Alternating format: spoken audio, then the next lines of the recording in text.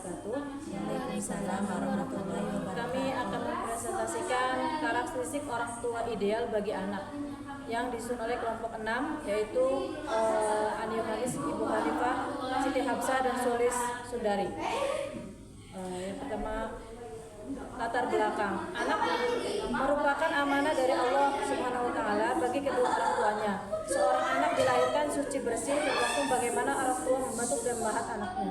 Jika orang tua selalu memberikan contoh yang baik kepada anaknya, maka anak juga akan memberikan contoh yang baik kepada orang tuanya, karena orang tua merupakan figur dan tempat pertama tumbuh kembang anak.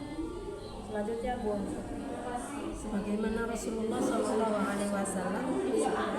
Al-Imam Bukhari radhiyallahu anhu meriwayatkan setiap anak dilahirkan di atas fitrah suci. Kedua orang tuanya lah yang menjadikan Yahudi, Majusi, atau Nasrani.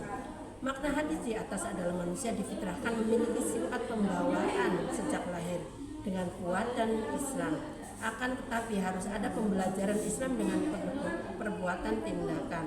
Namun jika Allah Subhanahu wa Ta'ala takdirkan kepada golongan orang-orang yang berbahagia, niscaya Allah Subhanahu wa Ta'ala akan menyiapkan untuknya orang yang akan mengajarinya jalan petunjuk sehingga dia siap untuk berbuat kebaikan.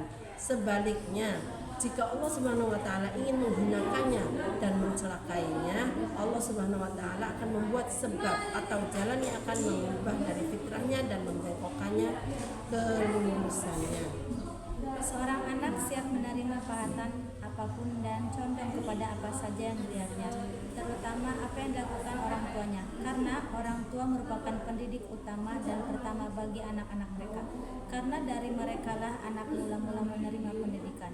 Orang tua atau ibu dan ayah memegang peranan yang penting dan amat berpengaruh atas pendidikan anak-anaknya. Sejak anak lahir, ibunya yang selalu ada di sampingnya. Oleh karena itu, ia meniru perangan ibunya. Dan biasanya seorang anak lebih cinta kepada ibunya apabila ibu itu menjalankan tugasnya dengan baik. Ibu merupakan orang yang pertama kali dikenal anak, orang yang mula-mula menjadi temannya dan mula-mula dipercayainya dengan memahami segala yang terkandung di hati anaknya. Karena seorang istri atau ibu wajib mengasuh, merawat, mendidik anak-anaknya untuk mencetak generasi baru dan bertakwa. Pembahasan metode-metode yang dilakukan orang tua dalam menanam nilai agama diantaranya adalah metode keteladanan, metode pembiasaan, metode nasihat. Teladan artinya contoh sesuatu yang patut ditiru karena baik. Tentang kelakuan, perbuatan, dan perkataan, keteladanan artinya hal-hal yang memberikan teladan atau contoh yang patut ditiru. 1. Maksud keteladanan di sini adalah bagaimana memberi contoh yang benar dalam berbicara, bersikap, berpikir, dan melakukan berbagai hal yang benar dalam keluarga. 2. Metode pembiasaan.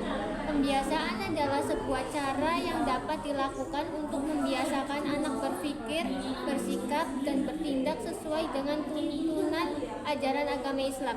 Perbuatan pembiasaan ini adalah metode pendidikan Islam yang dihadirkan melalui adanya tuntunan untuk mengarahkan segala perilaku, naluri, dan pola kehidupan menuju perwujudan etika dan syariat ilahiyah secara nyata. Yang ketiga adalah metode nasihat. Nasihat adalah pendidikan yang disampaikan dengan maksud agar manusia dapat melembutkan hati dan mendorong untuk beramal menurut syariat agama. Metode nasihat dari orang tua terhadap anaknya telah dicontohkan oleh Luqman Al-Hakim dalam surat Luqman yang artinya, "Hai anakku, janganlah kamu mempersekutukan Allah Subhanahu wa Ta'ala. Sesungguhnya mempersekutukan Allah Subhanahu wa Ta'ala adalah benar-benar kezaliman yang besar." Kesimpulannya, keteladanan dalam pendidikan adalah metode yang paling meyakinkan keberhasilannya dalam mempersiapkan dan membentuk akhlak pada diri anak. Karena pendidikan keteladanan merupakan metode mudah dalam pandangan anak yang akan ditiru dalam tindakannya. Keteladanan adalah metode utama dalam pendidikan, sehingga bagi orang tua yang menginginkan anaknya terbaik, maka ia harus menjadikan yang terbaik terlebih dahulu.